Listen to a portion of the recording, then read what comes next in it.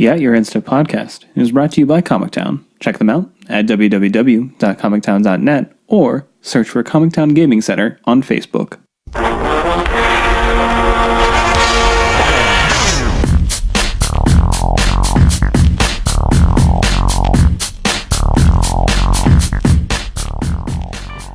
Hello, and welcome to At Your End-Step. My name is Morgan, and I'm here with Mike. Hello, and welcome to and Dave. At Your End-Step. I'm here with Dave as well. I'm here with Dave. Hello, and welcome to At Your End-Step. This is not the wheels of the bus go round and round. Can we right? harmonize? No. Hello. Hello. Nice. I liked it. Hope you did. Hello. Yeah, that's the best part. We got another obviously fun-filled episode for you guys this week. That was it. That was all the fun. There's more episode. No more fun. No more fun. Yeah, sorry. We had to cut all the fun out. Budget cuts. Budget cuts. Fun's always the first thing to go. That's very true. No, we obviously have some, pretty sweet stuff to talk about. I mean, a little bit of conspiracy stuff when it crosses over to competitive. Obviously, we aren't experts on the formats that it would necessarily influence, but still important to talk about. It's still kind of exciting. The set actually looks pretty cool, and there are some reprints that are actually pretty substantial that we should shout out at the very least. And then we had some standard tournaments that happened over the weekend, as well as a modern open. So we wanted to bring those up and talk about those a little bit, and then do our typical show stuff there at the end. And that's pretty much it. So let's go ahead and jump into the community segment. So, like I said, conspiracy is sort of the big thing on everyone's plate community-wise. All the spoilers are in full swing, so we haven't got all of them, but we got some significant ones. And I would like to touch on the two big sort of reprints that we're getting, at least for modern, and we're getting Serum Visions, which was revealed today, which is pretty sweet. At Uncommon. At Uncommon, very important. Which you may think I'm being critical. I'm not. I'm setting it up for the next one. Correct. We're also getting Inquisition of Kozilek. At Rare. Which is disappointing. But at the very least, they are printing it again. With significantly worse art. Oh, yeah. I don't know what to say here. The art is... The bad thing about the art is what's going on. When you look at the art of Inquisition of Kozilek for Conspiracy 2, what is actually going on? I don't know. Two people are struggling, and one of them's a thrall of Kozilek. A thrall and a core kind of, and the thrall I think it's a vampire. Oh, it's a vampire. I don't know. He's pulling blood out of his nose. Yeah, it's. I don't know. So people talk about art aside, the right reason it's rare, and people have said that it's powerful enough to be a rare, which I don't disagree with. Yeah. But it's in a format where targeted discard is terrible. Correct. You have to play 4-player games to play Conspiracy. So I don't know if you know this, but choosing one person to then cast a very limited discard spell against doesn't work very well. So I don't know what the justification there was. Maybe they play tested it at Uncommon and it was too good. I don't know, but I don't see that necessarily being the case. Whatever, we got it though. Yeah, it's better than nothing, but it is in fact not ideal. I also do want to point out, because I know that if I don't say something about this, people will yell. When I first saw this, was confused by the lore as well, and then they made mention of how the reprints in Conspiracy do not happen on the same plane, they're not in Paliano. And at first I was like, that seems like a cop out. But then I remembered really enjoying things like the Elishnorn route in the last set, or Phage the Untouchable, and I was like, oh, actually they set precedent for this, and I just ignored it last time. So it's all good. I just ignored the things they were doing, so that's fine. So there have been some pretty interesting things that have come out of it as far as brand new cards. We already talked about Kaya.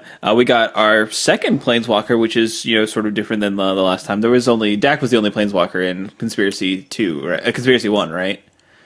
I believe so. Yes, I think so. Speculatively, yes, because Google it. We'll investigate. We'll get back to you. Got a clue. But now we have Daretti. So we have a new Daretti. It's Daretti Ingenious Iconoclast, and it's a black-red card. So it's one generic black-red, and starts out with 3 loyalty, and it's +1, put a 1/1 colorless construct artifact creature token with defender onto the battlefield. And then we have -1. You may sacrifice an artifact. If you do, destroy target artifact or creature. And then you have a -6, which is choose target artifact card in a graveyard in a graveyard or on the battlefield. And then you may put 3 copies of that artifact into play.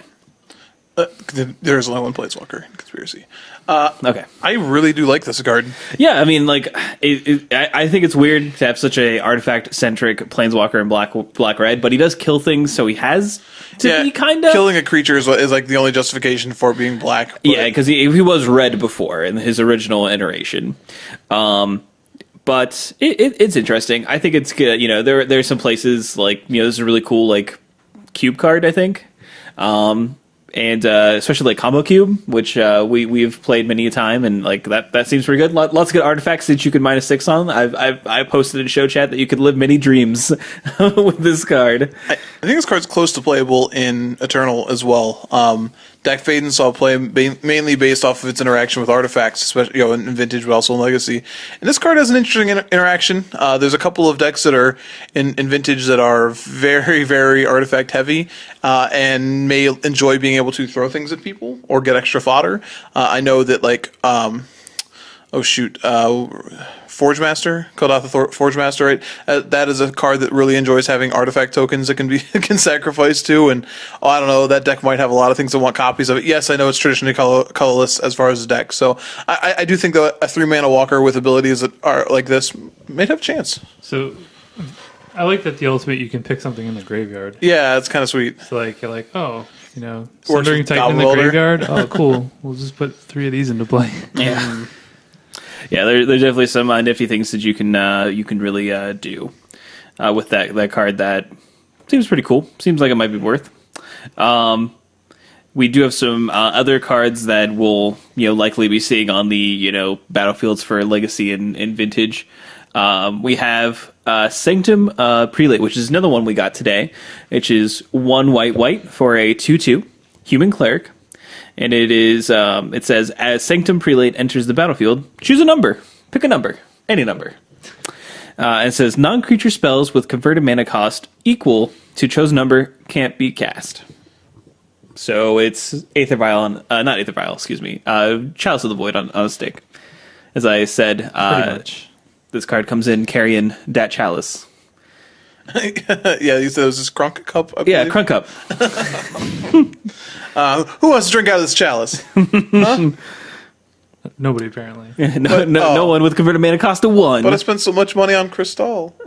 Oh, you can just pour it out all over your phone.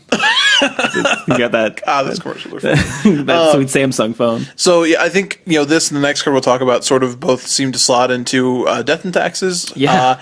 And this coming off an Aether Vial is pretty interesting, especially if your opponent is doing something like I don't know, playing like Ad Nauseam or Infernal Tutors or things like this. So it's like, oh, I need to do this. Or those decks in general where 1-mana spells are really important for their strategy, and it's like, yeah, I'm going to go ahead and do this. That's cool. It does bear to mention this is a little bit different than Chalice because it doesn't counter things. Yeah, they just can't cast it. So when this dies, they'll still have all the, and it's also easier to kill than Chalice, obviously. Yeah. But I think it's pretty powerful.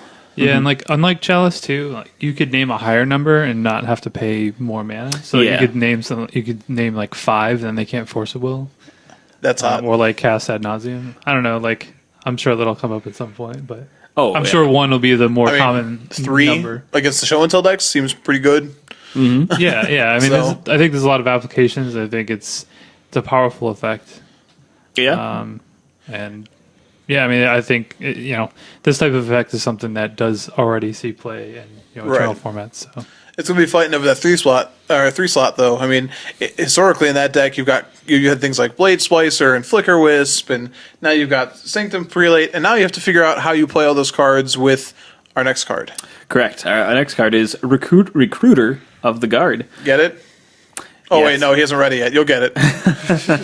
And it's 2 generic and a white for a 1/1 human soldier. And it says, when this card enters the battlefield, you may search your library for a creature card with toughness 2 or less, reveal it, and put it into your hand. Then shuffle your library. Get it? Yeah, It's a recruiter. It's a recruiter.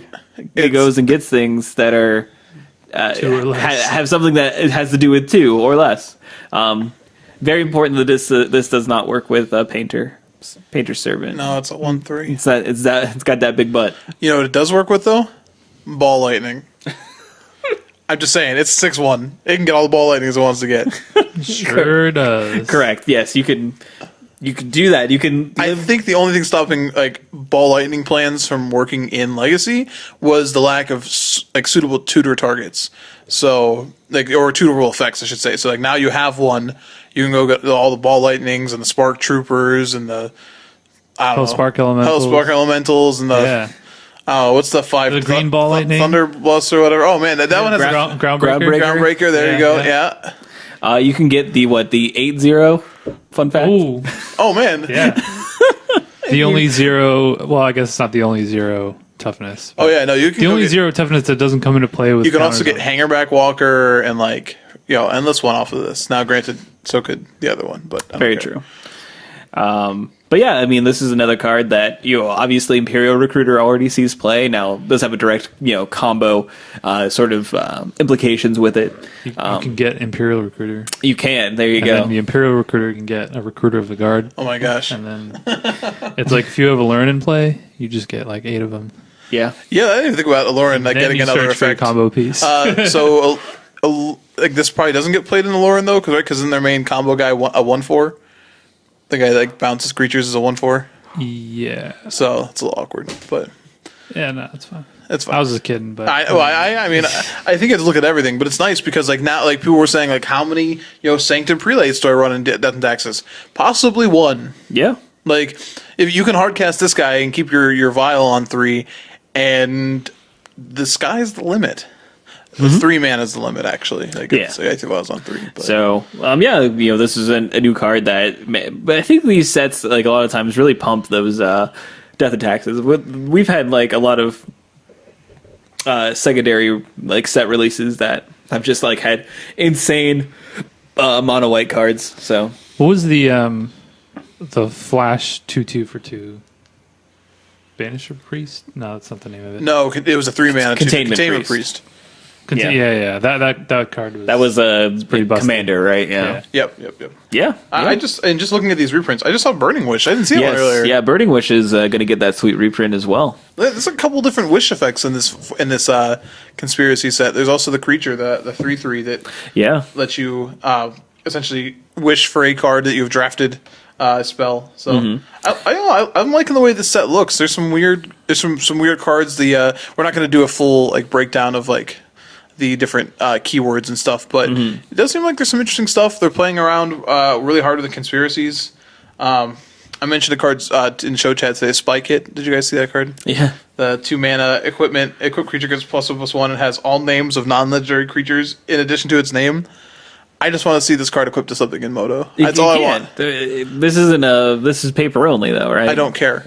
They're never going to print Spike. That would literally destroy Moto. I don't care. I want to see it. You would equip it to a creature, and then Moto would like delete itself from all computers. Is that true that conspiracy doesn't get printed on Moto? Because like, what about these cards in Legacy that on paper? Like that, it's True Name Nemesis doesn't exist online. No, the Commander sets Commander. are. I'm sorry, not Commander. Okay. Okay. How about They get released as promos. Okay. typically. What's the last one? The exiles a white exile spell. Shoot. Council's Judgment. That's the effect. Right? Isn't it, will the council or is the council? It's Yeah, Council yeah, Judgment. you Okay. vote No, and- will the council? Yeah, that one. Like, does that exist on? Typically, they get released as like. I want them to exist, and I want to go play Momir Vig, and I want this to be the last card that I randomly create in Momir Vig.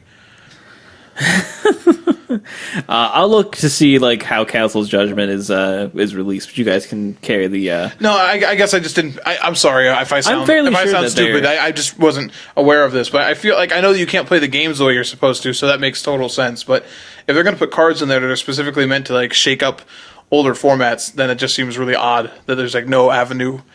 I mean, there could be. Like I said, I could be wrong. Council's Judgment was released in Vintage Masters. That makes some sense. Okay, so maybe that's how they do it. So yeah, they do other typically master I sets don't or care. promos and stuff like put that. Spike in. I don't care.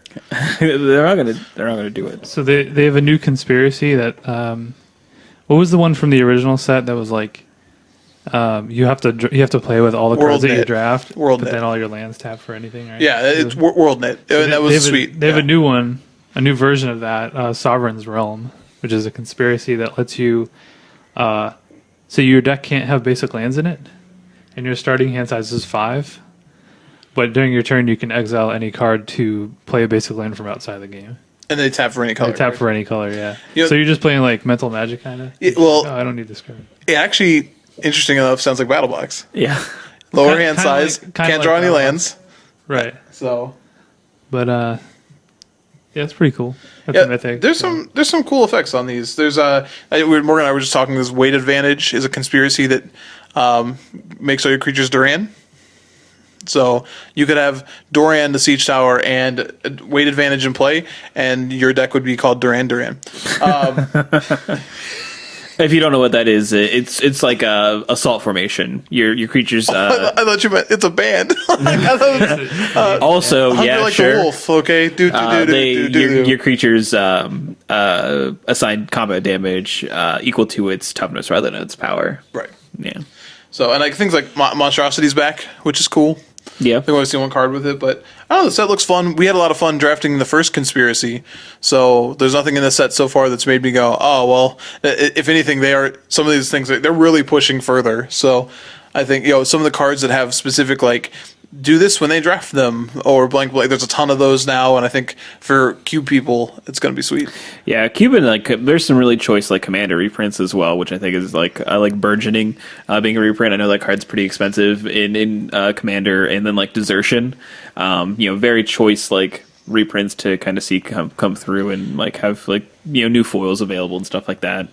Also, Koth Sighting. They're reprinting Phyrexian Arena, and he's definitely on there. Being Koth-like, so which means glowing red. Yeah. So that's your Koth Watch 2016 update. May he come back soon. Hashtag Koth Watch. We should have that just a running update. Where's Koth? What's he up to? Still fighting off Phyrexians, apparently. Apparently. So yeah, all in all, this looks like it's going to be really fun to draft. Hopefully that we'll get a chance to. But who knows? Also, there is a Adriana, Captain of the Guard, which makes combat math really fun to do. Oh man, sure that card! Just read it, and then you'll understand. Anything else from conspiracy that we want to take note of, talk about, or anything like that? Not yet, but we're not done yet. Yeah. I'm sure there's by plenty next of stuff. week I think we will be done. So. I think so. I don't know how long they're gonna draw out the actual conspiracy spoilers, so we'll see. But so far they've made some good things, and one misstep with Inquisition of Kozilek, but I think a lot of people are just happy they're printing it again. Yeah, I think misstep is tough to say. I'm glad it's getting reprinted. I'll trust them on the rarity even if I disagree.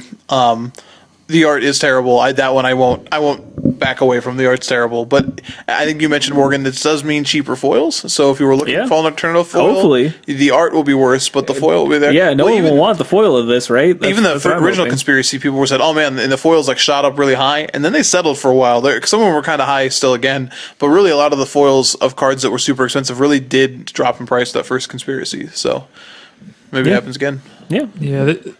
The only problem I have with it is again, I'm happy that they're reprinting it, but printing it in rare, it just seems like they're trying to protect the price of it, which I hope that's not the case. Gosh, I hope that's not the case. I mean, you could argue they put it in a dual deck as well, the modern event deck or whatever. So that doesn't really suggest they're trying to protect the price, I guess. But I think at that point though, it wasn't out of control. It wasn't $20. No, it wasn't, and that's fairly honestly that may be recent enough that it didn't matter. Yeah, but you know what I mean? It's almost like the Tarmogoyf thing, where it's they'll keep printing it as mythic, and we don't want to get too many of them out there because we don't want to crash the price of it. It's who cares? I think it's a whole different conversation you're having because Tarmogoyf sells sets by itself. Okay, that's You know what I mean? And like maybe Inquisition sells this set, but this is not a set they're expecting to make the kind of money off of that they do off the Masters sets. So that is why there's a vested interest in them keeping that card expensive, so that when they put it on the cover of a pack, people want to buy that pack. okay. That's a whole other conversation. Yeah, it's a different conversation. It feels similar to that though, where it's just like, I don't know. Anyway, the set looks sweet. Yeah, I think it'll be fun. So, anyway, anything else for? I think that's all we have. Really much, pretty much for community. Is there anything else that we came up with before we move on? I don't think so. All right. So before we move into our competitive segment, did want to let you guys know that Comic Town, our lovely sponsor, is running a Team Trios Expo on Saturday, September 5th. Obviously, Team Trios is going to be... That date is wrong. Saturday, September 3rd. Oh, Saturday, September 3rd. Oh, Because September 5th isn't a Saturday, so that's like Saturday, definitely a Monday. September 3rd. They're not doing a Team Trios event on Labor Monday. Day. It's actually a Labor. They could. It's Labor Day. I guess that's People be true. off, but it's Saturday.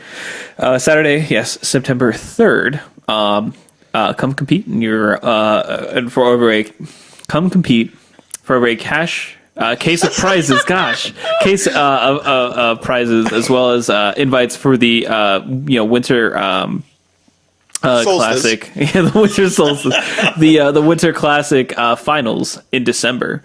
So if you are, obviously in the Columbus area and plan on going to GP Louisville, it's definitely, great practice. And this is going to be, again, team sealed.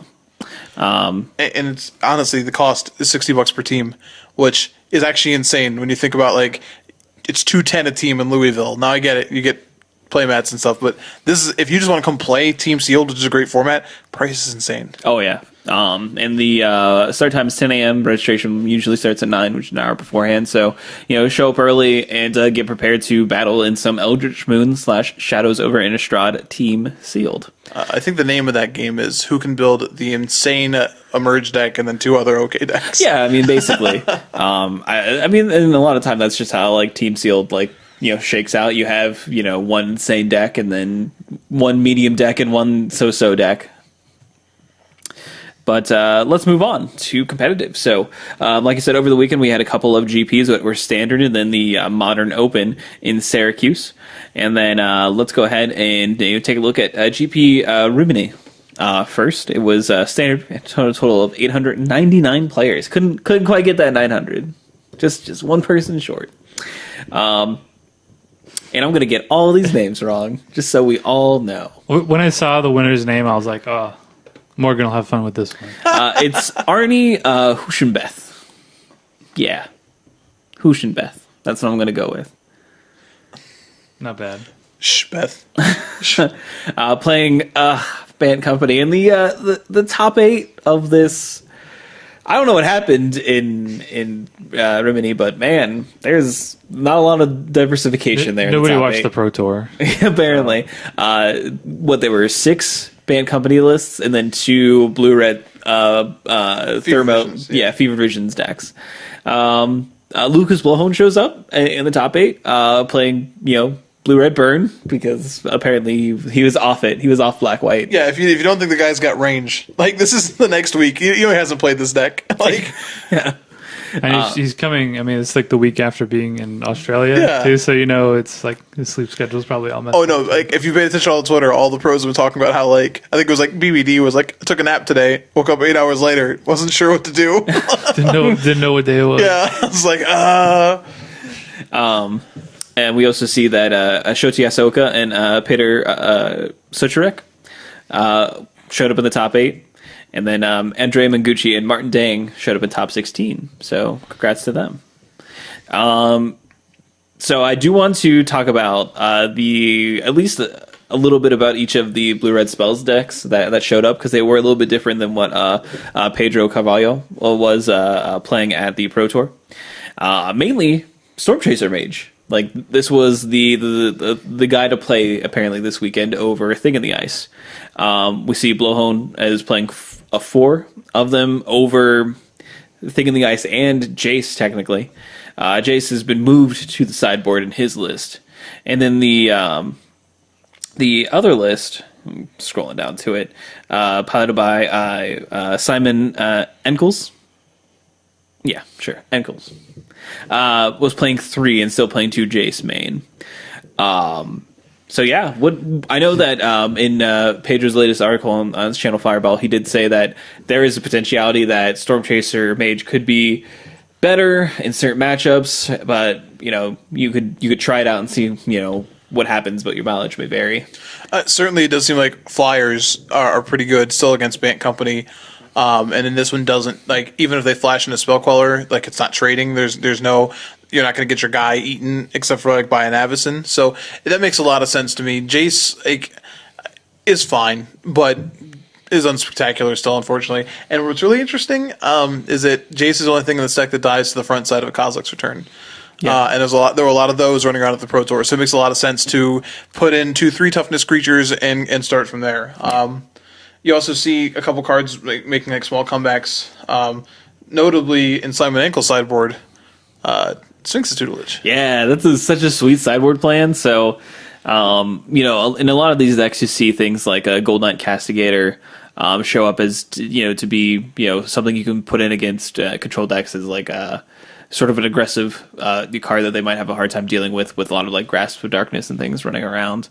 But he has just a difficult to deal with, enchantment to put in helps, really put the game away against those control decks when you're just like, oh, I have this Fevered Visions and I have these like other ways to draw cards and stuff like that. It's pretty crazy. It's also really interesting that they said like it's sort of techie against Emrakul because they're giving you an extra turn. If you already have a Fever Vision to play, they can't miss the trigger on that. So like they're essentially giving you 2 more triggers off of that. Like so even if you might die the next turn, they have to be really careful because they may get themselves milled out by which is pretty hilarious. He also has Psychic Rebuttal. Yeah, so I think that's Mirror Tech, right? Yeah. I was gonna say, is that Mirror Match? That's sweet. I'm just trying to think of all the sweet things like.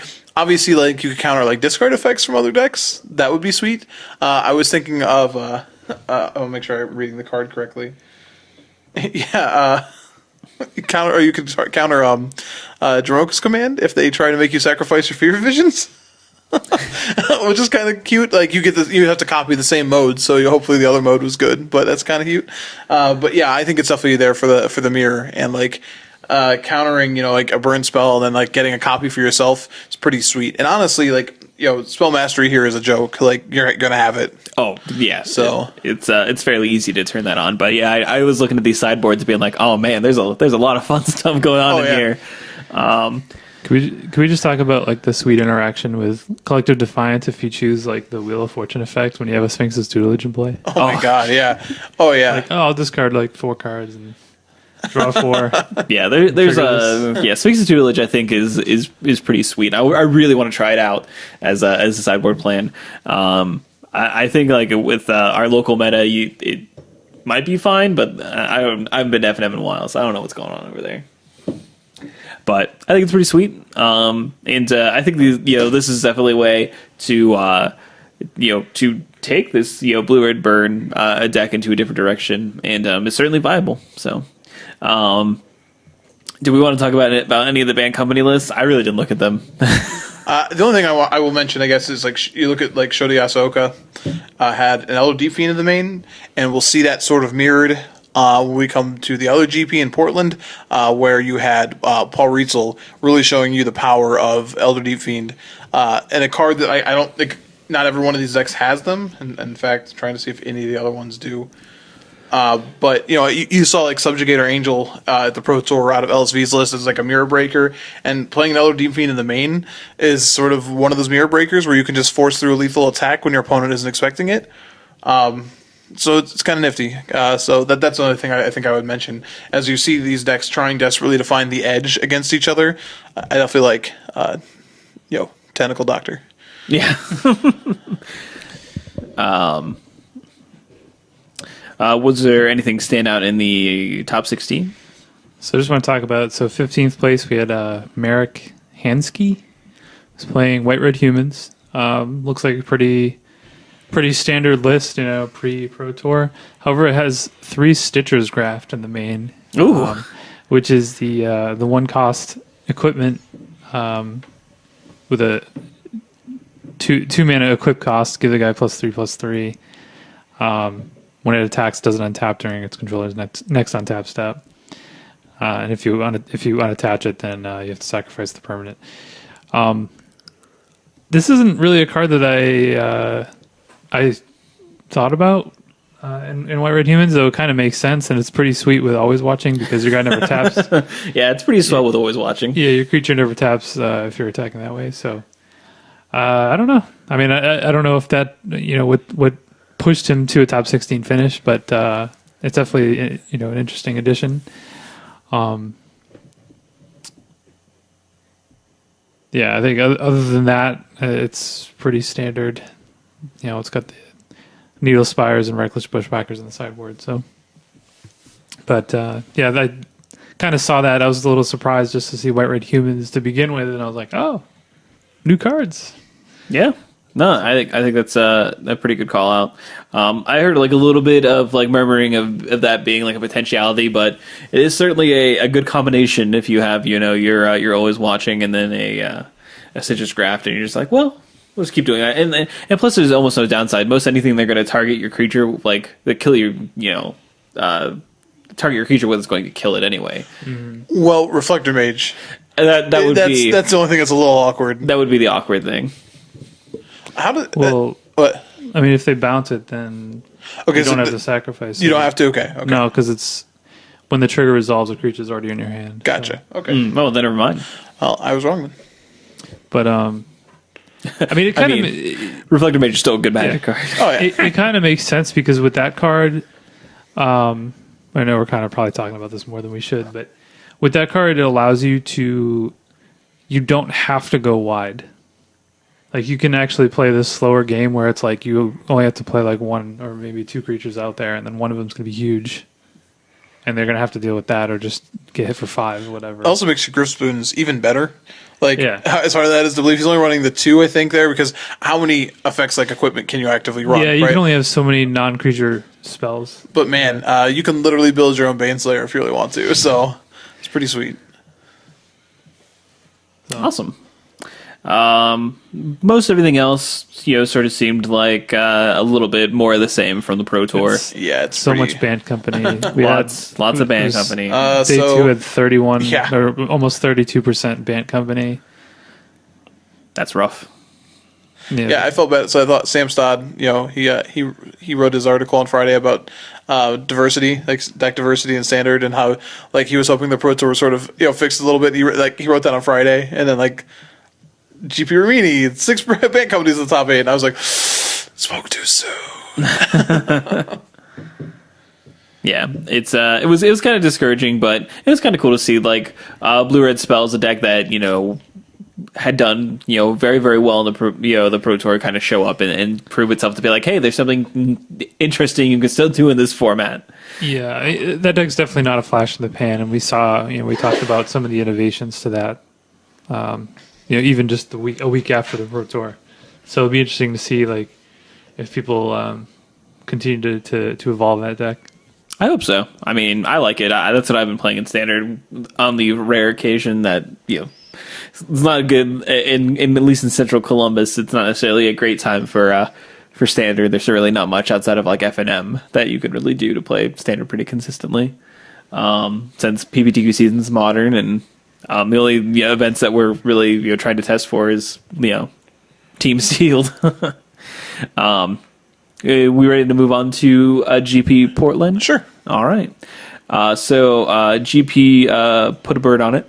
Had a total of 1,712 players. It was won by Robert Santana playing Jund Delirium. Oh, sorry. He defeated Travis Wu playing Black-White Planeswalkers. So yeah, Travis Wu coming back, playing some playing some Magic. Haven't really seen him hit the tournament scene pretty hard, and so it's pretty interesting. Yeah, well, he's a West Coast guy, so yeah. I wasn't like shocked to see him show up. And I know that there was a lot of talk of him having something innovative. Not necessarily that he was expected to have something innovative, I should say, due to his notoriety as like a deck builder. Well, I mean, I think the black-white decks have definitely moved away from the creatureless versions. And, you know, the deck that won the Pro Tour had Avacins and Kalidas and whatnot. So it's interesting to see him go back to kind of a creatureless black-white control list. Leaning pretty heavily on Oath of Liliana. So, Yeah, very true. Right. So we also see Paul Riesel and Oliver Tomachko show up in the top 8, and Jerry Thompson and Pascal Manor actually finished top 16. So you know, just outside of that, but still good runs for both those players. You may have recognized Oliver's name from he won the Star City Open, and he's 15. Yeah, he's just a little kid. Yeah, No discredit to his ability to play Magic. he's just a little kid. All I can think of was Tommy Boy. Like, he's just a little guy. It's like, I don't know why. I'm sorry. No, yeah, definitely a very you know, powerful planeswalker, as it were, and has a bright future ahead of him in the Magic the Gathering arena. But I think the real star of the show, the real you know, the thing to come out of this tournament is Chris Botello and his Grixis Cat Pack deck. So, what was the name of this cat? I need to know if this cat's family was like taken care of. Sorry, I was gonna keep trying to go with Portlandia jokes, so trying to get the. Oh no, that's good. But I guess people don't eat cats as commonly as they eat chicken. That's true. It's very common to eat chicken. Yeah, but cats eat chickens as commonly. I guess that's maybe. Sure. That's a bit I'm of a sorry, I stretch. ruined this. I apologize. It's all right. Go ahead. I know you're excited about this deck. He was so happy about this. Oh, Guys, man. you don't even understand. Like, he was just like, oh, man, he was dancing with his cats in his house. It was weird. So obviously, I'm a big fan of cats. So Hey, welcome to the internet. so I was very excited to see someone doing something with a harmless offering, obviously, because the adorable cat that is pictured on it. If you follow me on Twitter, you know that is actually my Twitter profile picture, because how could it not be? Such an adorable face. So he, you know, kind of built this, you know, Grixis packed deck, and I think I've seen iterations of this like before the set, like before, you know, we even got Eldritch Moon, but it was awesome to see this top 8 and like just is going hard with some enchantments. You got 4 Demonic Pact, 4 Oath of Chandra, and 3 Oath of Jace, which is like it's a lot of Oath of Jace for sure, and but you're basically just playing a control game until you can really gift away your pact, or be able to potentially win through like Liliana Ultimate. But I mean you're mainly really trying to get rid of that pact to be your win condition, and he definitely can play a pretty decent enough control game, and he has 3 Dark Petition main as well to help him find his pieces, and plenty of ways to not die to his own pact through like Disperse and Silumgar's Command and things like that. But yeah, I'm a big fan. I'm missing a lot of not a lot of the cards, but enough of the cards where it's like, well, I'm not playing standard enough to actually want to invest in it and play it. But deck's really sweet. Big fan of it. I liked, just some of the things that he did a little bit better than I think most of the early lists of these decks. Only 2 Harmless Offering, really focusing on the Dark Petition plan. And really utilizing Oath of Jace and Oath of Chandra to a smaller extent, but Oath of Jace did a lot of work for him every time I saw on camera. Not only just protecting his demonic pacts until he could discard, make him discard their hand or etc. But also like I saw him doing things like he dispersed it a couple of times. Just like there were games, so he could keep hands that were nowhere near. Like I think a lot of the decks, like they've had to keep hands that like has at least one piece of the combo, and they got to make sure they get there. But this deck could just draw a ton of cards and dig out of a lot of situations. And I think he played it really, really well. That was I saw him play against some pretty impressive names. JC Tao was the first match I really saw him play on day 2, where like you could see that like Tao was like. He wasn't frustrated, but he was definitely sort of flustered. You could see him sort of like trying to think through everything he could do, and then the next round, I don't remember his name of his opponent, but his opponent knew there was nothing he could do. The second it got donated to him, he just conceded the game. He just knew he had nothing to do with his deck. So, he sort of, you could tell that he got a ton of points for knowing exactly how to play his deck. Everyone is worried, all the other players are worried about how they're not going to die so quickly to Pact, and he was totally fine just taking his time and getting there when he needed to. And, I agree. It was great. It was fun to watch. Yeah, and they made a little article about him, and it was interesting to see him like talk about playing against a bunch of Emrakul decks, where it's like, well, you definitely have to like be aware of that, and sometimes you have to give away your pact a little bit early. They can do some modes, but sometimes it doesn't matter. Yeah, and the thing being there, if you didn't catch that, if they get to take your turn, they just go, "Oh, I can choose lose the game." Oh, cool. Like, and even more than that, he was doing some stuff where like he was almost always waiting until the last one to be the discard 2, and there were plenty of games where he was donating it with that as the only thing left, so that like even if they were to try and like Emrakul him the next turn, like they have to choose an opponent with the target of that trigger, and they can't choose lose the game. So like they can't like Emrakul him and like take his answers. He like with the turn that they would be able to cast Emrakul, they make him discard 2 cards. It's like, okay, I'll discard this first in this Illigar's command. And like that happened multiple times where like he made sure there was no way they could Emrakul their way out of it. And that was awesome to see. So again, like he really knew these lines. It was great. It's great to watch. I Great agree. story. And in the top 8, he did play against a player who after he donated the pact in that player's upkeep wanted to Dromoka's command and did not work out. Did not work out for them. If you don't know how that works, the trigger from the pact goes on the stack, and then you cast Dromoka's command in your upkeep, Yep. and then you still lose the game. It's Absolutely fine. you do. You still got to pick it. But yeah, this is like the awesome deck to come out of the GP. I think in a lot of ways, and I mean, I'd love to play it, but I'm not going to put money into getting the rest of the cards that I would need. Yeah, I need to get Dark Petitions, and like to a lesser extent, like even like Languishes and the packs themselves. Like I would love to play this deck, but like the cards are going to be rotating in October. Yeah, I have to get like a bunch of the lands, and I'm like, I guess some of the lands are fine to get. They're all going to stay, but it's like I don't really want to spend like $30-$40 on a but bunch of you can lands. cast cats. I know, but what am I going to do it? I'm telling your cats you chose not to play. And their opinions of me will not change because they are cats and they are pretty ambivalent. As long as I feed them, they like me. I thought you just put they hated you. That's where I was going. I was like, wow, that's a really depressing worldview. Like, No, my cats are fine. So why don't we take a look at Robert Santana's list, the Jund Delirium list. I assume this is pretty similar to what was played at the Pro Tour as well.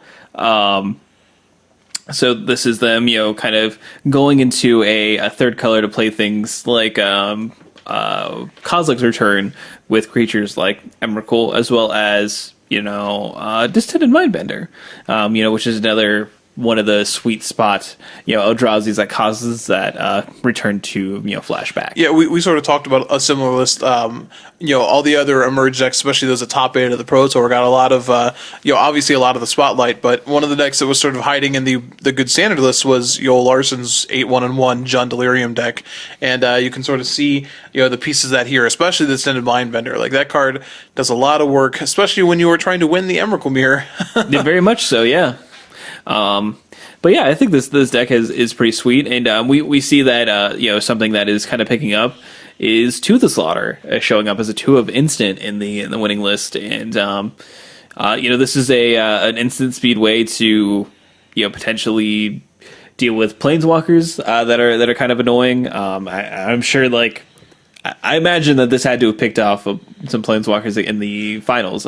I mean, you also hit Delirium often enough that it's really, really. I mentioned this last week, but it's really good in these Delirium mirrors where they're going to have a Liliana and these creatures, and you don't want to just kill the creature because then they can tick down the Liliana and get it back. Yeah. So being able to clear both is really disgusting. Yeah, it is very, very relevant, and with him going hard into getting Delirium, like playing things like Grapple with the Past, and Liliana, of course.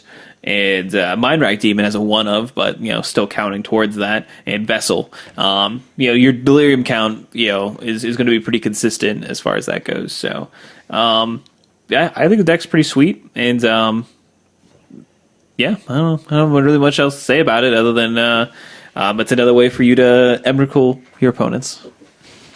So many Pilgrim's Eyes in these top 8s. I just never. I knew the card was great, and I knew I would first pick it in a lot of drafts.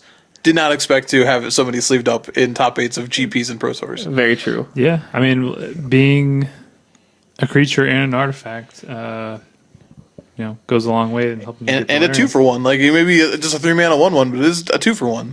Yeah, There was a sweet interaction. I want to say it was Oliver Tomiko was playing, and he had Delirium off of 3 cards. It was pretty sweet. Yeah, that's also always awesome.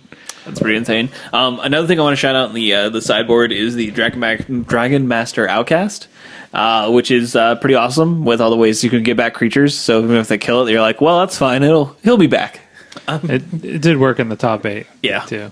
Against Paul Rietzel, yeah. Yeah, he had it going. So Yeah. Yeah, this deck's pretty sweet, and again, it's another option. You don't just have to play Bank Company in Standard. Maybe one of the most prevalent decks, but there are ways to beat it, and there are fun things you can still do as long as you like casting Emrakul. Nah, just kidding. You can also play plenty of other decks, but man, I don't like before we had the Pro Tour. I don't think that we saw any of this coming, which is pretty exciting. The Pro Tour did a pretty good job at giving us viable avenues, as long as you don't live in Europe, apparently, to not play Band Company. But yeah, anything else from the top 8? I don't have anything else from the top 8, but finishing in 9th, we had a green-blue crush deck. Yeah, similar to what we saw at the Star City Open. Yeah, the Open before the Pro Tour. Mm-hmm. So it's pretty cool to see that. It was on camera a few times, but I don't think I'm trying to see what was much different. Looks like it may be a little bit more streamlined than the one was, but for the most part, same idea. This one going all the way up to Nissa's Renewal as a way to get up to that critical mass of mana where you can just start chaining your Crush of Tentacles every turn. Oh man, you got that Send to Sleep tech there, and sight beyond sight. Yeah. Oh man, there's some true winners in this. Something I never thought would be like, oh, you almost top 8'd with that Skyline Cascade. Definitely, he was playing one of the later rounds, and he got Emrakul, and the turn then the turn he took afterwards, he was able to crush and bounce the Emrakul, and then played the Sight Beyond Sight. And the guy played the Emrakul and took it. He went to draw for the turn, and he was like, "No, you have to cast the Sight Beyond Sight." And it was like, "Oh, okay." It was the weird. It's it was weirdest interaction. No, you can't. It rebounds. You have to cast this. Yeah, man, got to get that extra card. Oh man, I also felt bad because he definitely one of the last times he got Emrakul, he was trying to fight through the Emrakul, and he was almost doing it. He drew his Ulamog. Oh yeah, no! So exile to his own thing. Yeah, I was like, oh, that was a bad draw. Sad. That's a sad time. Sad time for many people. But yeah. Anything else in the top 32? What were let's take a look at the this is one of those top 100 day 1 metagame breakdowns. Man. Yeah, it turned out to be 35 Band Company decks. Oh. 12 black-green Delirium, and only 10 blue-red Fevered Burn decks. We saw in Rimini, blue-red was the second most played deck. Interesting. So, still a valid choice, and, it showing up as only 10 in the top 100, kind of affects where it shows up, in the day 2 final standings. Yeah, I think in Portland you saw more Emerge decks, more Delirium kind of decks show up. Interesting to note that Andrew Brown, who top 8 the Pro Tour with the Teamer Emerge deck, was playing Band Company and at the GP. So I guess you just figured that was a better call for the for the GP. It's interesting. So. I do want to point out that one green-white tokens listed make the top 32 of both GPs. So their favorite BG song is Staying Alive? No, You Should Be Dancing. I actually love that song. Fell right into that one. Man. Anyway. Yeah, I mean, that's kind of where Standard's at right now. There definitely a lot of options that you can choose to play, and it still be viable, which I think is fine. And I hope that there is more stated stuff around where you are that you can play in. But right now, we really just we're not super incentivized to play Standard other than FNM. Yeah, I think it's interesting. As we're starting to get into this, the way that the new rotations are going to work. It's sort of weird that we just had a new set. Eldritch Moon is not very old, and now we're already in the doldrums waiting for rotation. And maybe that's just because that's how we personally feel because of events near us. But it's certainly interesting. Like, Yeah. Yeah. I don't know. I think like if the PPTQs were standard, and It would there be were more different. standard events, and sure, maybe you would invest in the Cat Pack deck. 'Cause it's sweet. That's but- fair. I also think that Collect the Company just has been around for being that Yeah. holdover into this new system. I think that card and those strategies you felt like they've been around for a long time now, and it's sort of rare to have it survived a rotation technically, and then 2 new sets, and really hasn't altered very much. And I don't think that's very common for standard.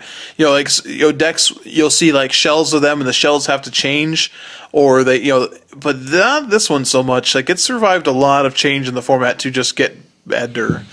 So Yeah. I mean, ever since like it just feels like it's always been there, and for it to like just a few cards shift in and out, and like we really thought like once our mana base, once we lost fetches, that like that was going to be the nail in the you will listen to me coffin. ranting about how the mana bases are unplayable. Man, I sound dumb. Yeah, apparently still good enough. Still good enough. Yeah, I'm just really sick of that card. I lose to it a lot in Modern too, so it's just It'll always be It's- there for you. yeah. But hopefully, Kaladesh will bring new light to standard. Obviously, we're losing a lot of powerful cards, and I think it'll be sweet. I'm excited. I'm excited for some new stuff to show up. So speaking of modern, let's move into that. So there was a open in Syracuse that was modern, had a total of 658 players, which is pretty sizable. That's in pretty honesty. sizable. When you take a Kind look of at close to Ramini. yeah, exactly. And it was won by Ross Miriam. So congrats to him playing Dredge. So that deck is real. If you guys had any doubts about it, this should have shut you up as far as that's concerned. It's funny, is we've talked about it on this show a couple of times, especially because it's so prevalent in our local meta, and I think we all sort of, we sort of have seen it for a while. We know the deck fairly well, so then to see it get this like coming out party, like shout out to Nathaniel Snyder, local judge and player who's been on this deck for a long time, Very long time. Congrats to all the local players whose decks just increased 400% according to TCG Mid. Yeah, no joke. But yeah, so this is the Dredge list that this is the pretty much the one that was fairly popular in Japan. I think that's where we first saw like this particular like Shriekhorn version of the list.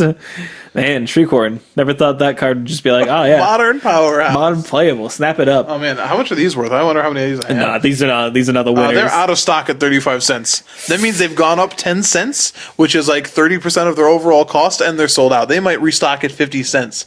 Oh man, Now's I the gotta time. go through my boxes, see how many Shriekhorns I own. How good it's a common. I probably have a play set, maybe a play set. And but yeah, I mean, this is actually this is a little bit of a different version than what we would see Nate Snyder playing, and he actually posted a primer. Yes, that's the word I'm looking for. A primer on Reddit. His Reddit handle is judge_dredge, which is Judge Dredd? That is, man. It's perfect. I'm seriously, this is that's great. It's great. It's a great handle. that Judge is an Dredge. unironic slow clap. That is for you. Yeah, and his version is a little bit different. He isn't running like what's he not running? The Greater Gargadon package, basically. So multiple ways of actually playing this deck, which I think is awesome to see. Yeah, I think what's interesting from the list that Ross Merriam played, and I believe Ross Merriam, Tom Ross, and Todd Anderson all played the same list or very similar, probably 1 or 2 cards off lists. It's interesting that they're not playing any Life from the Loams. Correct. That's a card that you see a lot of the Dredge list playing. It lets you, dredge while also hitting your land drops, which is important for, bringing back your blood gas. Yeah, your blood gas. Also, just filling up your hand so that if you flip a Conflagrate, you can do that for a larger amount, just by discarding all the lands that you're getting back with the Life from the Loam. So it's interesting that you decided to, go without that in main deck or sideboard, but it almost feels like you have, you want to go either the Gargadon, Bridge from Below, way, or you want to go, kind of more grindy and go Light from the Loam, Conflagrate. So I don't know, but yeah, it worked out for us. He, pretty much ran everybody over. Yeah, no joke. I think a couple of cards that I saw, doing a ton of work. You obviously had, both in Standard and Modern, Prized Amalgams really had its having its time. Yeah, man. And Haunted Dead. Yeah. Prized Amalgam's definitely having its heyday. It's if people were like me, where I looked at that card, I'm like, this card's gonna do something. I just don't know what yet. It sounds so inspirational. You're gonna do something someday. Yo, a prize, man. And he did. He won a prize. It's true. Now I want an altered play set of Prized Amalgams where they're getting like Cracker Jack prizes. No, just put like the trophy in all the visible hands. Nice. All the visible hands. He has one. It's I think it's off the frame, unfortunately. But you got two. You can put a little trophy in.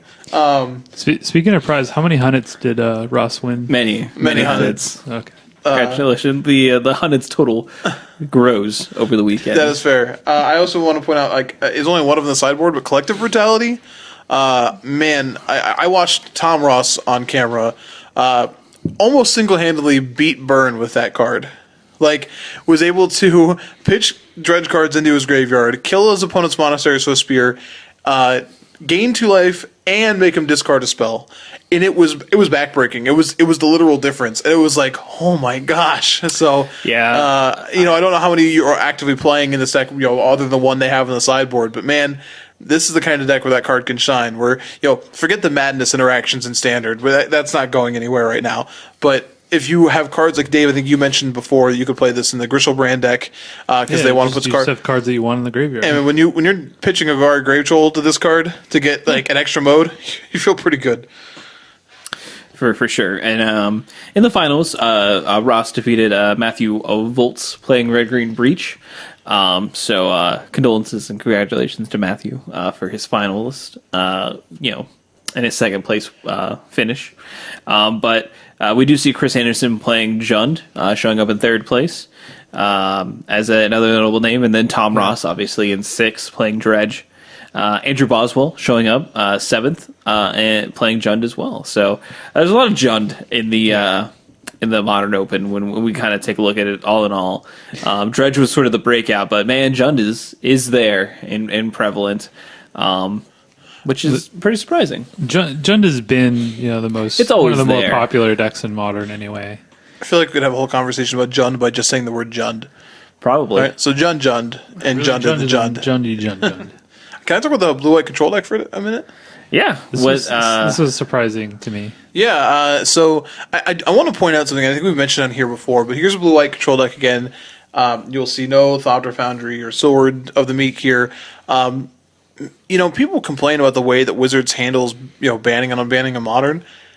We can argue about Golgari Grave Troll. Maybe now it's having its day. Maybe they're rethinking a little bit, but that card did nothing for the bulk of its existence off the ban list. But think about all the things that have been unbanned that people lost their minds about at the beginning. You can go find articles about people saying that, Bitter Blossom was going to break the format and how could they do that, and how Thopter Sword is the kind of combo we don't want in Modern, and how Ancestral Vision is too good. Man, this deck's playing 4 Ancestral Visions. It did just fine. It wasn't broken by any fashion. So, say what you will about Modern and get frustrated. Yeah, I get it. We can now build sideboards entirely out of white enchantments that will ruin strategies. We can play our Stony Silences and our Rest in Pieces, and we'll splash red for some Blood Moons, and we'll play some Circle of Protection red while we're at it. I don't know. That is Modern legal. I need you to know. But I think when you look at a deck like this that is just a solid deck, it doesn't show up that often in Modern anyways. They've done a good job with how they've assessed the Modern ban list and really done their due diligence with it. So give credit where it's due. Yeah, for sure. I think the thing with Vision specifically, it's like the way that Modern is shaped up. It seems faster than it used to be. I don't know if that's actually true or not. It's always been like a turn 4. I think it's interesting. It feels faster because Twin left, but I think it's just because you have more decks that are winning on turn 4 because Twin is gone. There are so many decks that can win on turn 4. But they weren't winning before because how is Dredge beating Twin?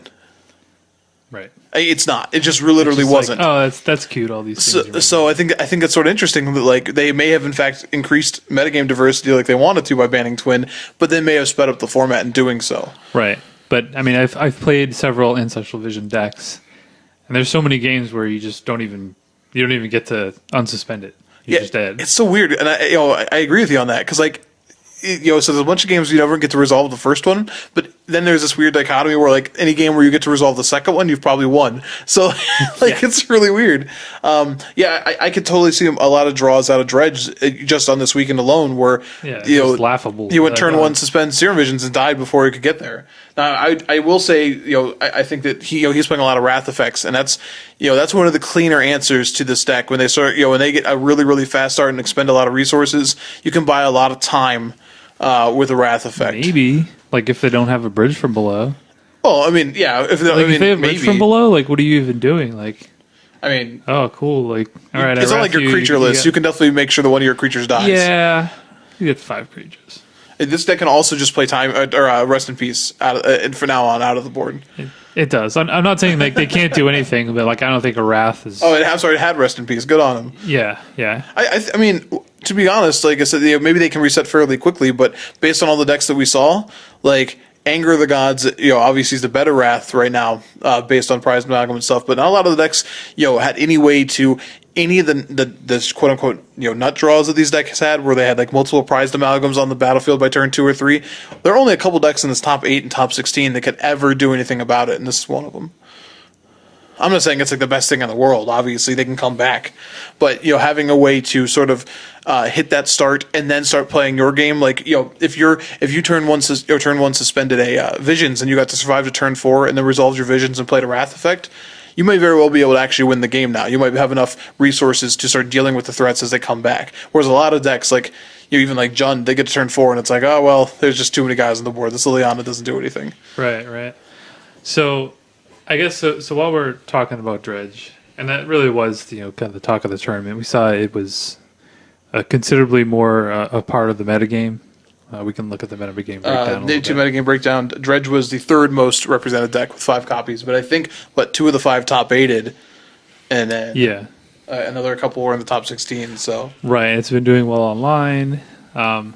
So the question is, so now we're at this point. So we kind of talked about, well, if this ever becomes super popular, then people will bring in the Graveyard Hate.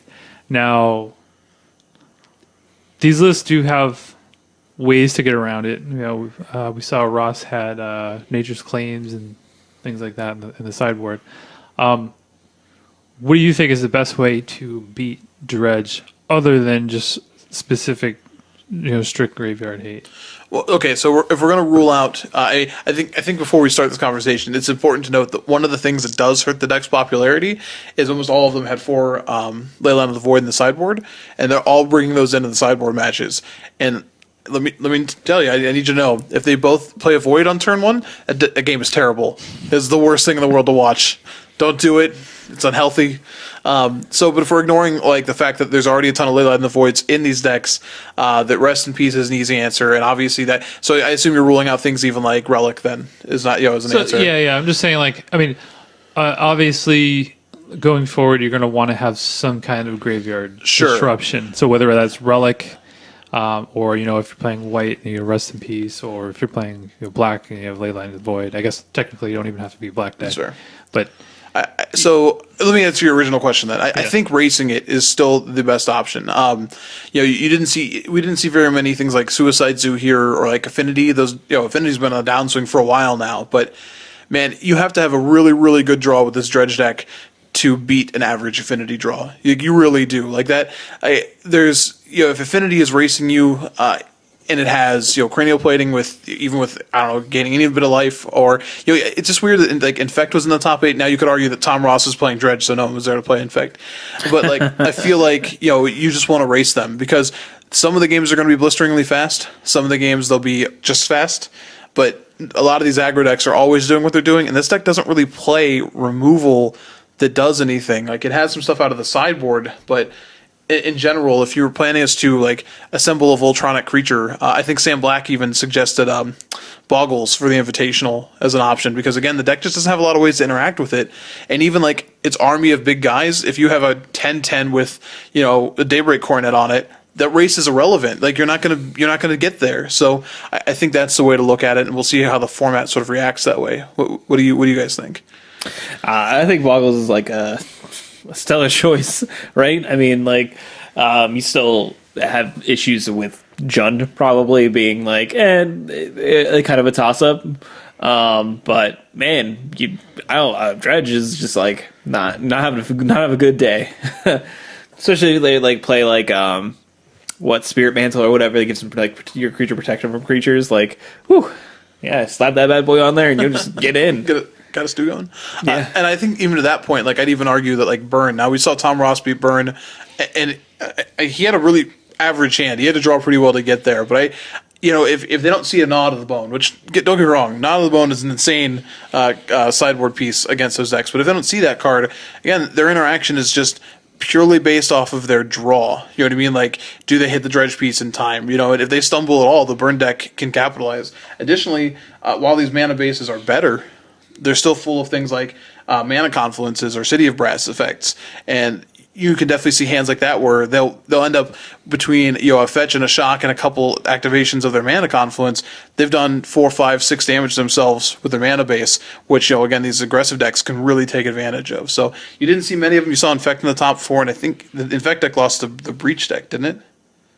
I think it lost to Did it lose to Ross John? Marion. Did it actually lose to John? That's impressive. All right, I'd have to go back and look at that match. So he drew like his one Dark Blast, which is Okay, yeah, and that's pretty good. And again, now you could also argue that just like we play the Suicide Zoo deck, it plays a lot of one ofs in the board, but you see a lot of cards. The Dredge deck sees a lot of cards, but That's true. I don't know. He just had it though. Yeah, I just have to feel like in general the Infect deck still has a pretty good matchup against the Dredge deck. Yeah, I think that's true.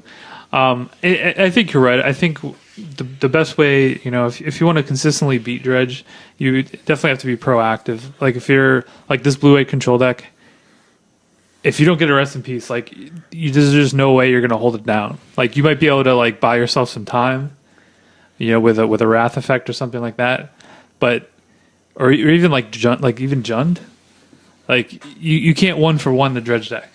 Unless you're also pressuring them. Like if you're pressuring their life total and you're picking off their prize amalgams or whatever and keeping them off your back, then you may be able to race it.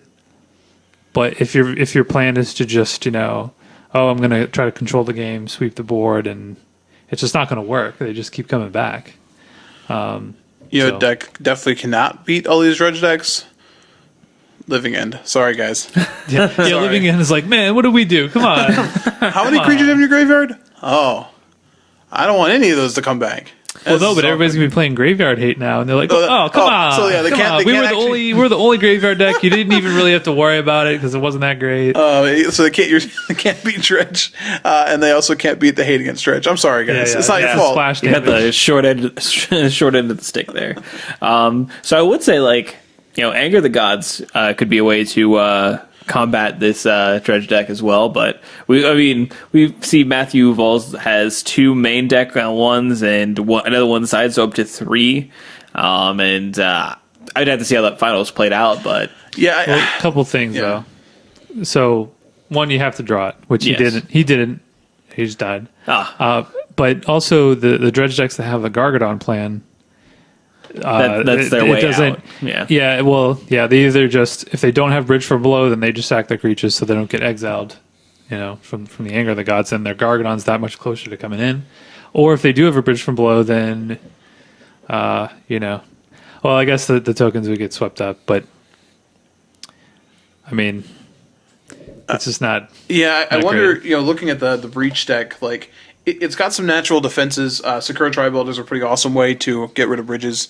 And of course, Anger. I will say that our second highest deck on the metagame breakdown was Jeskai Control, and while it didn't crack the top 8, I do think that's another deck that we can sort of look at to combine some of these answers. It can play Rest in Peace and good Graveyard Hate. It can also play Anger of the Gods and Path to Exile. So it can if it draws in the right order, it can sort of compete there.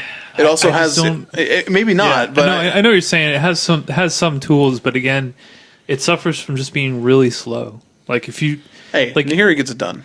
yeah, but here it doesn't work against Dredge. They can just attack it so easily. No, you kill other guys. I understand. No, I get it. Yeah. I think like, so I think a lot of people were. I want to be somewhere in the middle here because a lot of people were like, oh my god, like people were literally saying things like, oh my god, thanks for letting Grave Troll off the ban list, blah blah, blah. And like you had 5 copies day 2 and do well, and they all did really well against a format that wasn't prepared for it. And it was played by the Roanoke crew. Yeah, that is true. As a team, they tend to do very well at the opens. So I think if you look at these dredge decks, they're very cool. They can do a lot of really broken things. But we were literally just sitting here looking for answers outside of already the good graveyard hate. Let me not like you don't understand. Like Tron can just decide to play 4 relics in the main like they were during the Eldrazi time period and still be fine. You know what I mean? Because they can also just play Ugin. You know what I mean? Same thing with like these any of the white decks, including like Death and Taxes, which already had some good tools. You can just play Rest in Peace and Relic, whatever they want to do, and still present their game plan. I think the one thing you can't do is just stick Rest in Peace in your sideboard and decide that's going to win games for you. Because, the first time you get it, Nature's Claimed on, the turn after you play it, and they just continue to go off. They're like, okay, Nature's Claim it, and then I'll, oh shoot, I'm going to lose the name of a card. Draw 2 and discard 2. Or myself or whatever else. So, I think like you have to present a way to win the game while also recognizing that sometimes Rest in Peace will just stop them. They'll be done. They'll have to hardcast their prized amalgam, and you'll feel really good about it the first time they do that. But you have to have both. You have to have a way to beat them and a way to to interact with the graveyard. And I think it's also going to be an interesting balancing act too, because it's like how much graveyard hate are you going to put in your sideboard? Because then you're weakening your other matchups. I mean, Dredge is really the only deck that you would need something like a Rest in Peace for. Like, sure, it's fine against like Tarmogoyf and Snapcaster, but you don't really want Rest in Peace just for those cards. You know what I mean? Like, it's probably not worth it. I mean, Affinity's been nowhere to be seen for a while, and you still got a bunch of Stony Silences in the sideboard, so I don't think people are that worried about it.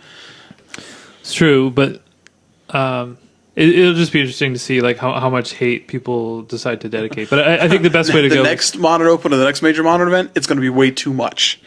Well, it's next week. It's this week coming up. Is it another Open this weekend? Well, we have the Invitational, which is I half forgot modern. about that. Okay, well, yeah, you'll see. I think you'll see a lot of like oversaturation of it, and I would be surprised if like the same Roanoke guys were on Dredge again this week. I would be very surprised because they don't want to get got by their own, by encouraging people to bring in this tech. You know what I mean? Yeah, like now- the old bait and switch.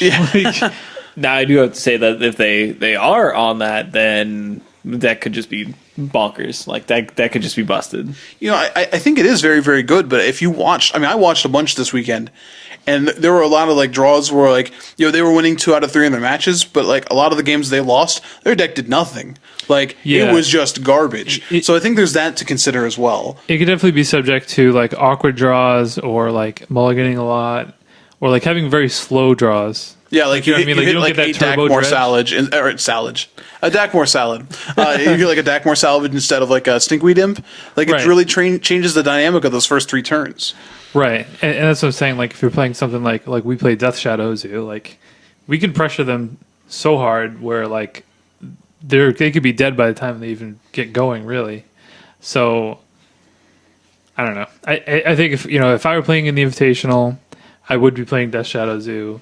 Maybe I'll play like an extra Graph Digger's Cage in my sideboard, but that's it. You know what I mean? Because the deck is already positioned well enough against Dredge, I feel like. Like, Dredge doesn't really block that well. Well, it can chump block with 1/1s and like maybe 2/2 zombie tokens. But other than that, it's not really blocking too well. So that's the way I would go with it. Yeah, fair enough. I think that's sort of a good idea to combat that. Yeah. And we'll see where it goes. I'm excited to see what happens at the Invitational, and if Dredge truly is the best thing you can be doing in Modern. But I think it's going to function the same way that Dredge functions in Legacy. Like it'll come out and it'll be like, oh, well, this is the thing we have to prepare for, and then people will prepare for it, and then it will go away. I think I want to give a little more credit than that in Modern. I do think like much like Affinity, whenever anybody wants to beat it, they'll probably be able to. Yeah. But I don't know if it'll be as as simple as, because in Legacy, yeah, the Rest in Peace sort of wrecks that deck, but also most of the Legacy decks have such a proactive game plan in the first place that they don't need that much hate in the first place to be able to get an edge on Dredge. Not to make a rhyme there, get the edge on Dredge. Yeah, you did it. Congratulations. They call me. I got nothing. So I think in Modern, like even just like even where Affinity has been down for a while, you'll still see it pop up. But I think you're right in the sense that it would be people have to forget about it for a while. I think to see the sort of like taken by surprise that the format was this last weekend. Now, if Dredge dominates the Invitational, we might have a problem. Yeah, well, we can reevaluate there, but I don't think any of us foresee. Like, I don't want us to sound like we're like I'm not being negative. I think the deck is very, very good, but I think it's just another good deck in the format. I don't think it's anything, breaking the format. Yeah, right. I mean, we've seen it had like it's now had 2 high-profile finishes, and I would say finally, because like even the list with the amalgams, they've been out for a while. We've been talking about this for months now. Since Shadows was out. You know what I mean? The only card, people think the Eldritch Moon caused this to exist, but the only Eldritch Moon card is one Haunted Dead. So the card, the deck existed otherwise. So obviously, it took some tuning, and it also took sort of again the format to be sort of unaware. So I'm excited. Whenever you see another deck sort of join the upper echelon, like the format gets even healthier. There's so many decks you can play in Modern. If you look at that day 2 metagame breakdown that we were just talking about, it's like 9, 7, 5, 4. Like that's how it counts down. Like Jund, Jeskai, Dredge, blah, blah, blah. 9. 9 is the most copies of any deck on day 2. You know what I mean? We're not talking about like, Bank Company. We're not talking about, 38%. 31% of the day 2 breakdown. So I think that's, Modern's always enjoyable for that reason alone. Yeah, you can kind of, play against anything and play anything, reasonably speaking. So, ready to shift into Modern Mox? I wanted to touch on something real quick. Okay. Still in the open. 11th place, Teamer Control, Harlan Fear. So this is not Teamer Delver or Scape Shift or anything like that. It's just straight up Teamer Control. Kind of like old school Next Level Blue. It's got Snapcaster Mages, Tarmogoyfs, Vanillion Clicks, Huntmaster of the Fells, 1P and Karen Alar. He's doing work. Actually, in like surprising card that I haven't really seen in Modern is Lumbering Falls. This thing did some work. Like nothing really kills it in Modern. In case you didn't know. So, yeah, it was kind of interesting to see him do well with this list because you haven't really seen this style of deck do very well, at least recently in Modern. Yeah, honestly, like ever since Splinter got banned, the sort of Teamer control shells sort of went away. Yeah, this is almost like Teamer Twin minus the Splinter Twin, the Deceiver Exarchs and the Twins, and this is like you're just left with just a control shell. But whether this is good or not against Dredge, let's see. We have no graveyard hate. No graveyard hate to speak of. You have 2 angers on the side, but that's about it. Yeah. And even then, not necessarily where you want to be at. Yeah. Tarmogoyf isn't terrible against Dredge because it's going to be pretty big. It's going to be able to block whatever they have, but they can overwhelm it pretty easily. I will say that like another card that was shining against Dredge and this deck has it, and the blue-white deck had it, was Cryptic Command.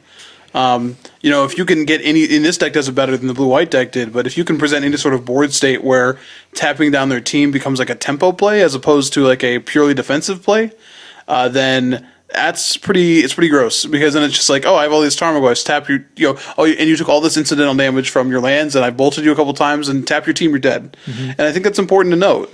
Yeah, no, if you're just tapping their team just to stay alive, to time walk for a turn, you're not really getting anywhere. Probably kind of spinning die. Your tires there. but yeah, no, I agree with that. But yeah, this is a cool list, and it's definitely like something that I can see myself playing. So I just wanted to point it out. Fair enough. All right. So MOCS. It was modern, and it was won by Jacob Wilson. So congratulations to Jacob Wilson. And he, Are we sure? It looks like ZYXW. yeah, this is like the awkward thing. Obviously, like it's all usernames on here, but that is Jacob Wilson's username. And he was playing a very, very interesting take on Jund. Yeah, if you want some innovation, like this is where you saw some sweet deck lists. Well, I want to talk about this list. I really do. But is this isn't Oliver 2's? Oh yeah. He's the Two-Tang Clan? Oh yeah. Yeah, I didn't know that, and I really like his it. Twitter handle too. Wow. Why do you think when I drafted him in fantasy, I said Oliver Two-Tang Clan? Well, because it too sounds like Wu-Tang. Like I don't know. Yeah. I gotta tell you, like I didn't realize that He had already- he also figured that out on his own. claimed He it on his own. copyrighted Two-Tang Clan. I'm sorry. I don't, go ahead and talk about the deck. I just saw that. I was like, what? Wait a second. You want to take it, Morgan? Or? Yeah, so I mean, this is kind of a weird take on Jund. We see some interesting one-ofs, them being Mishra's Bauble, Tarfire, and Sealfire. What could we possibly need one of for those cards? So, like, obviously, that's like a tribal card, an artifact, and an enchantment. Well, we're playing Grimflayer as a 4 as our in our creature suite. So we need to make that guy like a 4/4 pronto, like stat. So Like stat. so that's how we do it. Is we play a bunch of weird spells.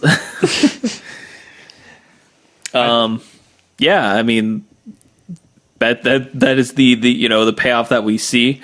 Now I don't know why this is, but he's playing I guess he has Lingering Soul, so he's 4 color technically. Oh yeah, Yeah. So we also have Lingering Souls as a 2 of, so we get to play Godless Shrine and whatever. So this is a Jundi, as it were. Well, how sweet is it to put a Lingering Souls in the graveyard after you hit with your Grimflayer? yeah. I was just gonna say that. It seems pretty sweet. Seems pretty sweet. So yeah, I mean, this is a pretty weird deck to be perfectly honest, but I guess it worked out for him. I would really love to see how like this deck plays. I'm fairly certain it plays much like a typical Jund list, but man, this deck's kind of cool. Yeah, I gotta be honest. I was kind of surprised to see Grimflayer show up in Modern. However, it's very easy to hit Delirium in Modern. Yeah, Even if you're just playing, you don't even have to be playing these weird, Seal of Fire, Mishra's Bauble, and all this stuff. Like just by playing Magic, like having fetch lands makes it super easy to get a land in. You're going to be, casting Thoughttease or Lightning Bolt or Inquisition on turn 1, so that's another, easy thing to get in the graveyard. So, that guy can do some work. Coming down as a 4/4, if you're able to do that, not being able, not being vulnerable to Lightning Bolt is pretty big. I will point out, so this deck has 2 main deck Scavenging Oozes, which is not anything we haven't seen before in Jund.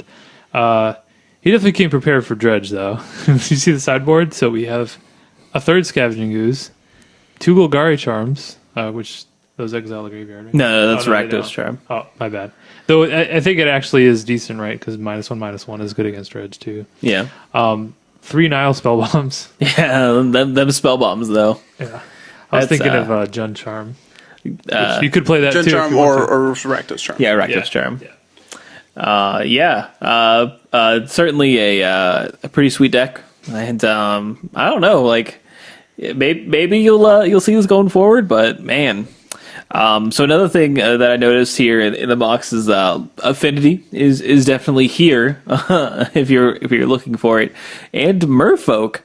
Definitely Merfolk showing up, pretty strongly as another, aggressive deck that can show up and win tournaments. So keep your eye on that. And then we even see like Bantal Eldrazi, showing up as being more of a thing. There's even like a Bantal Eldrazi list that is playing the Elder Deep Fiend, which is pretty great. And the one that we see in 6th place has 2 Blessed Alliance showing up, which is a pretty sweet sideboard tech. But yeah, lots of interesting things going on in Modern in this particular Mox tournament. So I think I'm pretty sure Mike wanted to hit on this one. Oh, are we talking So about Josh Utter-Leyton? Yeah, are we talking about Raptors list? So once again, we have a Mox where Josh Utter-Leyton finishes ninth, and but with a very interesting and innovative deck. Yeah. Yeah, this so this is a Death Shadow aggro deck. I mean that is a way to put it for sure. I don't know if all of them will start playing this particular version. It is playing a one of Innerflame Acolyte. And if you don't know what that card does, neither did I until I hovered over it. And it's one generic red for a 2/2, and it says when this card enters the battlefield, target creature gets +2/+0 and haste until end of turn. But you can evoke it, which is probably the most ways that it's cast. Yeah, for a single red. So this is a Death Shadow aggro deck. In a lot of ways similar to kind of the standard list that we've seen over the past couple of months. However, like you said, it's playing the one Innerflame Acolyte. It has one Gorklean Rampager, and it's running 4 Gnarlwood Dryads. So it's trying to kind of go a little harder on the Delirium. In the spell suite, we have 4 Traverse the Ulvenwald, so it's another thing to do with once you hit Delirium, and 4 Manamorphose, which, in all honesty, is just another cantrip. Yeah, so it's important to note that with only 15 lands in this version, Manamorphose is really, really weird because like you will see one landers a lot that has like Manamorphose in it. You're like, this doesn't help me in any fashion. That's true, but it also it's running 2 basic lands in the main deck, so your traverses can actually just get you a land if you really need to. Right. So I don't think it's that bad. I mean, I'm not saying regular I'm version's saying it's playing bad. It's 16 just lands. it's risky. The regular version plays 18. Definitely 17. 17, if right. not 16. I'll look at that. It's not 15. I don't think it's 16 either. No. I'll look. It's not a big Anyway. deal. But so like you can use Traverse though. Like so, Traverse in addition to things like Gorklean Rampage or Innerflame Acolyte is you have some things to search for, like need trample. Search for trample. You know what I mean? I see you pointing at the sideboard. You do have some sweet ones in the sideboard. So it further expands the Traverse package. One Malira, just like, oh, Infect deck, huh? We'll get this one. One Bedlam Reveler, that one's sweet. Yeah, that one is real sweet. One Ingot Chewer, which is pretty nice against various things. Pretty good against Chalice of the Void, which is usually pretty good against this kind of deck. Yeah. But yeah, I mean, it's just kind of a different take on Death Shadow aggro, which, in honesty, like we haven't really seen too much innovation in that deck. It's been pretty much the same list. Sometimes you run 2, Step Lynxes and 1 Tarmogoyf main. And sometimes you run 3 Step Lynxes. That's pretty much like Yeah, the extent of the innovation for that deck. So, but there's a reason for that. I mean, it's a pretty tight list. You don't want to change too much in it. Yeah, you're not just like putting things in and out all willy nilly. Like you have a plan and it's pretty consistent. So Yeah, but this one definitely is very strange. I don't know if it's better or worse than the regular list. I will say, like, having the ability of like playing a Death Shadow, then like searching up Innerflame Acolyte and then giving it haste, like giving your Death Shadow haste and like just killing him out of nowhere is kind of cool. yeah, there's definitely some interesting angles that this deck is taking advantage of, and it'll be interesting to see like what goes on here as far as that goes, and what is truly viable, and whether people like really innovate on this. So we'll see what happens.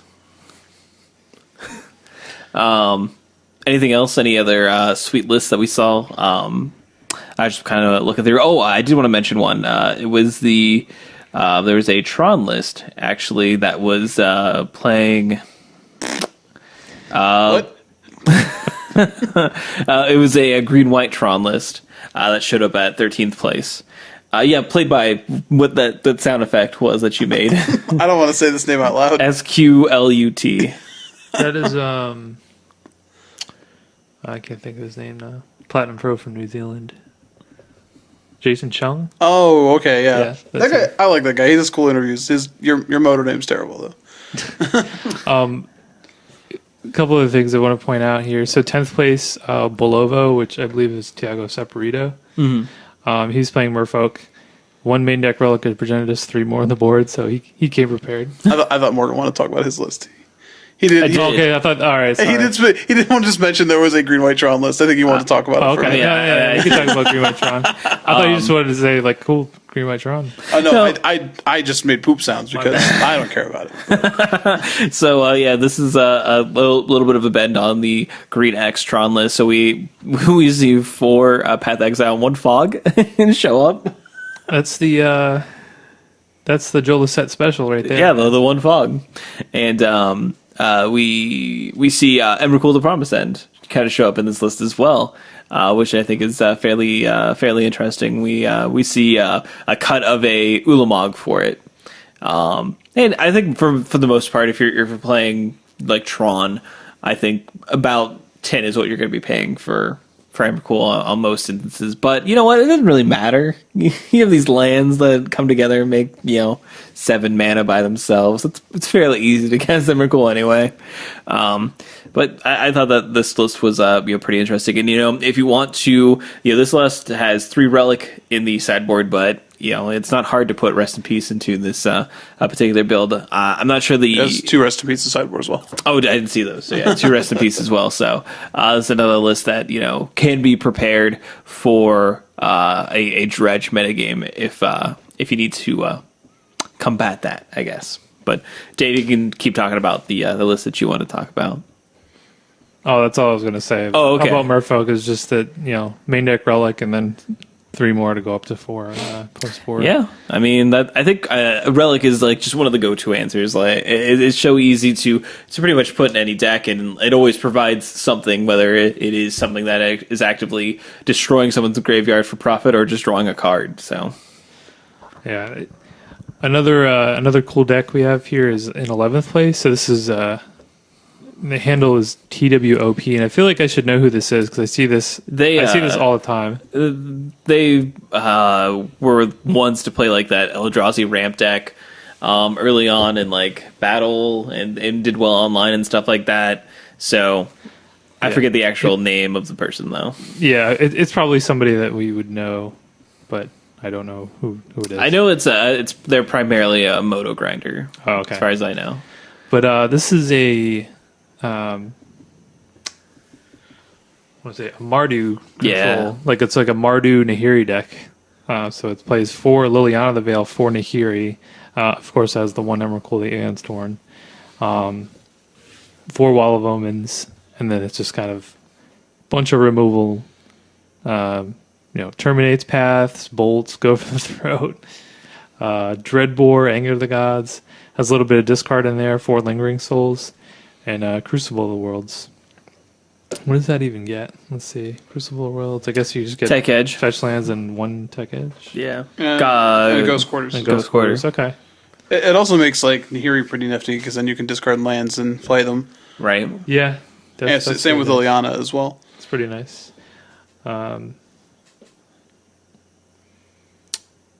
Got some Ajani Vengeance on the board. It's kind of an interesting take. It's just a different kind of control deck, which we haven't really seen like a non-blue control list do very well in Modern. And to be honest, we haven't really seen a whole lot of like blue control lists do very well in Modern, but those have been a little bit more resurgent since Nahiri came along. But yeah, I thought that was from Zendikar. So Zendikar Resurgent, we did it. Illuminati confirmed. But yeah, pretty something that hasn't been done a whole lot. I mean, I know a lot of people have tried to make like Mardu work in various fashions, and it's pretty cool to see. We saw a version of Mardu at the last Modern Pro Tour where Paul Rietzel and Ben Stark played a version with like Dark Confidants and was it Abbot of Carol Keeps and stuff like that. I kind of like this. It's like basically creatureless version. Yeah, it's pretty awesome to see. Anything else? I think that was it. We saw a couple of dredge decks, various styles of dredge decks. One of them played by Sam Black. But. Sure. But yeah, I believe that's everything for our competitive segment. So let's move into our wrap up. So over the weekend, we're going to have a Star City Games in New Jersey. It's going to be the Invitational, so it's going to be standard and modern. So that'll be fun to kind of watch and see what kind of shakes out about both those formats, because I think they're both fairly fun to watch. So yeah, it'll be interesting. They've actually switched it up this time, and you'll play one game of standard, then the sideboard of games will be modern. So that's a true split format. Just what we wanted, sideboarded modern games.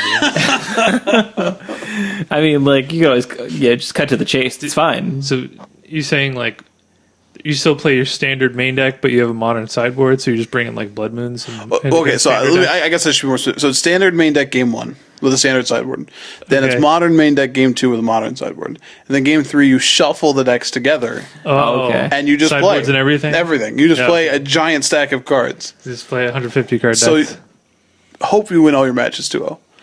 Or lose 0-2. You don't want to win a game if you lost the first game. Just concede. And there are also some RPTQs over the weekend for PT Kaladesh. Is that correct? Mm-hmm. Awesome. And the closest one to us is Indianapolis. So if any of our local players are queued for that, congratulations and best of luck on your RPTQ journey, as it were. And I hope you come out victorious. That was so nice. Yeah, I'm a nice person. Wow. I mean, sometimes. Most of the time. Anyway, I do believe that is going to be, everything for this episode of At Your End Step. We definitely encourage you to, take a look at our Twitter account. It's just At Your End Step it's just at @gmail.com, and send us an email. That's just @yourendstep@gmail.com. But until next week, that's everything. Have a great one. Bye.